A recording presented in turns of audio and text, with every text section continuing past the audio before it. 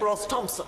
Thank you, Madam Deputy Speaker. When the UK voted to leave the EU, the UK voted to rejoin the rest of the world, because the Great Brexit Prize will be regaining our ability to strike new free trade deals across the globe, leading the world as a free trading nation, championing trade liberalisation and directly taking on those who advocate protectionism. Now, if we were to take the advice of some of our colleagues up in the Lords, or even right here in the Commons, we would find ourselves a vassal state shackled to the rules of the Customs Union, unable to set our own trade policy, while not only being absent from the table, but out of the room when decisions are taken, affecting us, the very worst of all worlds. Now, the Prime Minister has been clear that we are leaving the Customs Union, but what has been astonishing has been the hokey-pokey approach to the Customs Union that the Labour Party have adopted.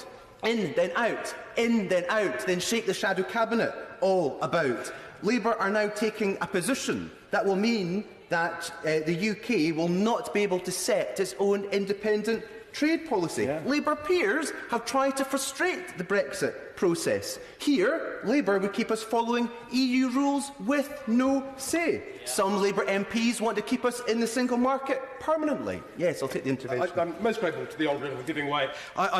Like he, I've been very interested in the shenanigans inside the Labour Party. I know that they're all fair and decent-minded people on that side of the House, and I trust that they will also be releasing all their shadow cabinet papers regarding the deliberations they've had on this issue. Would you agree? Yes. I would wholeheartedly agree with my colleague, and if they think it's good enough for the government, it's certainly good enough for the shadow cabinet too. Absolutely. Labour still refuse to commit to ending free movement, and the member for Sheffield Central in his opening remarks raised issues of the border in relation to Ireland and MaxFAC. But let's be clear that this approach relies on electronic customs clearing, which is a standard practice which is used across the EU, following the World Customs Organisation's principles. And I would draw members' attention to the EU's own customs expert, which is Lars Carlson, who, in evidence to the Brexit Select Committee, said that actually using new technology is in itself not new. GPS technology, which most motorists already carry in the cars, has been available for years. This technology is already in use for mass tracking of vehicles. It is used by the likes of Network Rail and Uber for taxis. Further, we could see the extension of the authorised economic operator or trusted trader scheme for reputable companies like Guinness, who already, despite there being different excise duties, have many lorries crossing the Irish border which do not need to ever be stopped. Therefore, beyond the scaremongering, an Irish border without infrastructure is absolutely possible, using both new and existing technology. Now, to return to the Brexit prize of being able to set our own trade policy, it was on the 9th of March 1776 that a great Scot, Adam Smith, published The Wealth of Nations, where he outlined a vision of where trade produced prosperity and opportunity. Post-Brexit, we can revitalise that vision.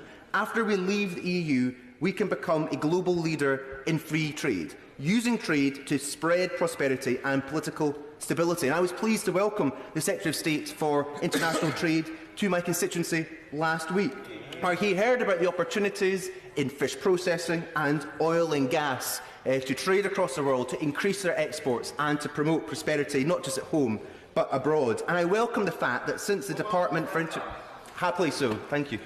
In order to cut through all this debate about whether or not we should stay in the customs union, I seem to remember that our manifesto was quite clear. We were leaving the EU, the single market and the customs union, but we were going to negotiate a free trade agreement. Surely the whole party and the whole House can unite around that. That's why we're doing this implementation bill. That's why we're ensuring all these laws are in our law. What could be more simple than a free trade deal? Let's stick to it.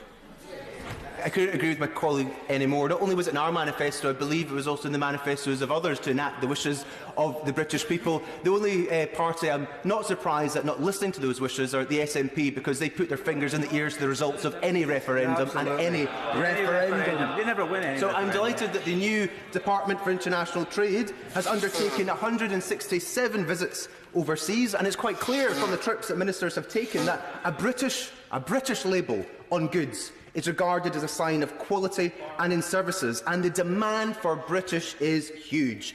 International demands for British goods is growing, and Aberdeen, which I represent, is well placed to take advantage. No, thank you. Is well placed to take advantage of this, given that currently 90% of manufacturing in the city I represent gets exported, mainly in oil and gas and environmental engineering. Aberdeen has a... Yes, I'll take the intervention.